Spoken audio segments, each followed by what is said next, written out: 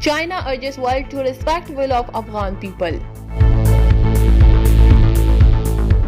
Iran rejects International Atomic Energy Agency suggestion about fate of Iran-US nuclear deal. King Salman discusses strategic ties with Trump on phone. China to vaccinate 50 million people against coronavirus before start of next year. US urges Turkey to recommit itself to its NATO obligation.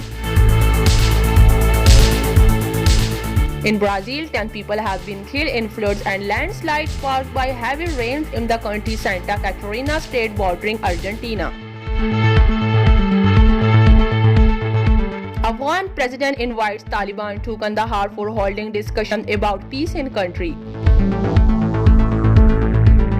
Pakistan and UAE agree to enhance existing bilateral ties.